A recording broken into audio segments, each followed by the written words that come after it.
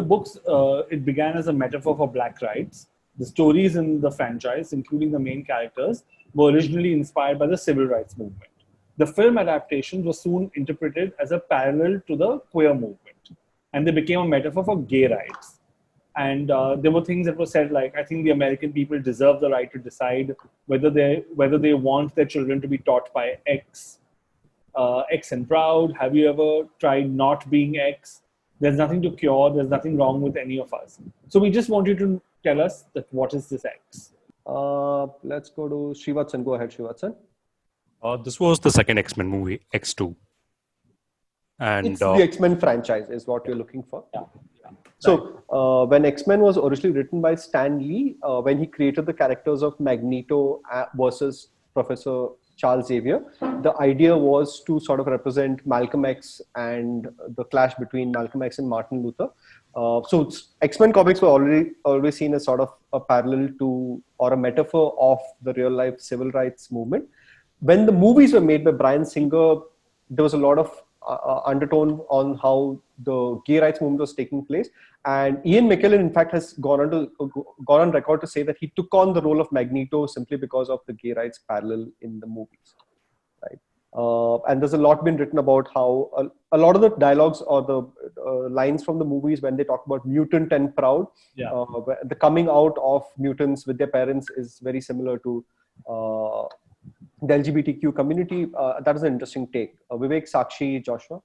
I think I want to talk about like Ian McKellen and Patrick Stewart's friendship. I think it's a great example of just generally how straight men should be friends with gay men, you know, that you can be affectionate, you can touch, it doesn't always have to mean something, it can be fun, and if you watch all the interviews, and I'm sure a lot of straight people had access to watching this because they went everywhere during X-Men, and they were so famously like, I mean, as a gay person who's keeping track of their lives constantly, they were constantly kissing everywhere, you know, like, and I thought it was such a, I don't know, such a celebration of what friendship is, and that it doesn't have to be sexualized, or it can be sexualized, or, you know, so many other variants. And it felt like they were feeding into what their audience wanted. Like all the gay men wanted them to actually kiss, and then they were kissing. So it was great fun. But I think it's great without any qualms and without having to prove anything to anyone. To just... Yeah, and you should watch their interviews. They really they're always talking about how they're in love with each other. And like even their Patrick Stewart's wife is always like, he's the one hall pass, you know, that's and it isn't done at the expense of a joke. It's actually done with they're actually good friends. Yeah, great affection and camaraderie. It's good to see two men, you know, having that kind of affection, because I mean, in the Indian context, you'll rarely ever see that between a gay man and a straight man, at least visibly. Yeah. What happens in one's private space is what happens, but visibly, you know, in terms of that, if you look at women, I mean, and I don't know how it will be taken, but I personally feel all women are queer. I think. Well, sure, darling. Have you looked at the men around us? Of course, all women are queer. I feel for you, Vivek. I really feel for you. But just women are more mature emotionally, I suppose, and hence the affection can be shown so. But you know, Sakshi, for gay people, this is read just some feminist, like anti-feminist rant that I'm having. I don't think women are having more emotionally intelligent relationships. I'd argue that. I would say that the idea is that men aren't allowed to reach those spaces because of how masculinity is treated. Yeah.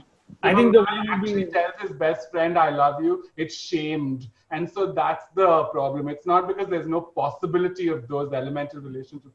They won't be able to articulate it because masculinity shames them. That's the trouble. It has nothing to do with that they can't reach those emotional points, because these are highly intelligent men. I mean, I know most of them, so I can argue that. And I would say that but the point is that you can't, there's no space for that. And somehow in watching Patrick Stewart and Sir Ian McKellen's, I mean, both of them are Sir Patrick and Sir Ian McKellen's friendship, there's a way in which it shows that if there is no shaming, if there is no violence around that sort of relationship, then there is possibility for those sort of relationships. And I think more than the X-Men movies, for me, their press tours and them on Graham Norton and them on all these panel shows is much more indicative of what X-Men does, personally.